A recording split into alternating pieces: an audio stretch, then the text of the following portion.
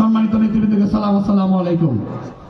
আমরা দেখেছি শ্রীপুর উপজেলা এবং পৌর কৃষক দল কমিটি গঠন হওয়ার পর থেকে সারা বাংলাদেশেই এই কমিটি যে পারফরমেন্স করেছে সেটা সারা বাংলাদেশে নজির সৃষ্টি করেছেন।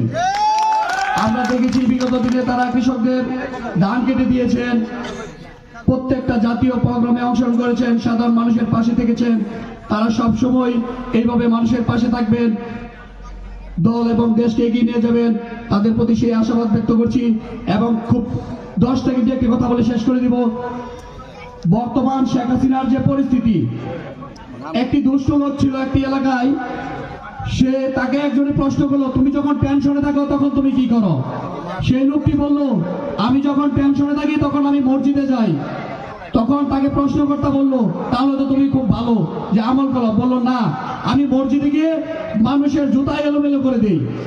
বললো, তাতে তোমার লাভ কি? বলে, সমস্ত মানুষ টেনশনে থাকে। তদ্রুপ স্বৈরাচার শেখ হাসিনা 5ই আগস্ট পালিয়ে যাওয়ার পর থেকেই বাংলাদেশের প্রত্যেকটা সেক্টরে উনি বিশৃঙ্খলা সৃষ্টি করার শুরু করেছেন।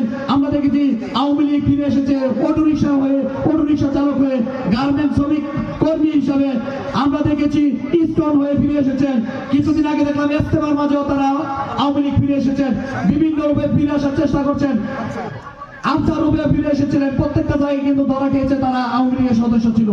একটি কথা বলে দিতে চাই, তাদের যে পরিস্থিতি, যদি দাজ্জালের আগমন ঘটে, আমার তো মনে হয় এরা ক্ষমতায় যাওয়ার জন্য দাজ্জালের সমর্থন নেওয়ার চেষ্টা করবে।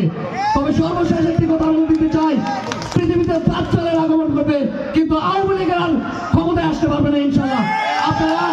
আপনারা কৃষক দল যে নজির সৃষ্টি করেছেন, আপনারা ঐক্যবদ্ধ থাকেন। ঐক্যবদ্ধ একটি সংগঠনকে কেউ থামাতে পারবে না। বাংলাদেশকে এগিয়ে নেওয়ার জন্য সর্বোচ্চ ভূমিকা রাখবেন আপনারা, সেই আশাবাদ ব্যক্ত করে আমি আমার সংক্ষিপ্ত বক্তব্য এখানে শেষ করছি। বাংলাদেশ জিন্দাবাদ, বাংলাদেশ জাতীয়তাবাদী ছাত্র দল জিন্দাবাদ, শহীদ প্রেসিডেন্ট জিয়াউর রহমান অমর দেশনেত্রী বেগম খালেদা জিয়া জিন্দাবাদ, বিএনপির ভারপ্রাপ্ত চেয়ারম্যান তারেক রহমান জিন্দাবাদ। সকলকে ধন্যবাদ। আসসালামু আলাইকুম। ধন্যবাদ। যারা বক্তব্য দিলেন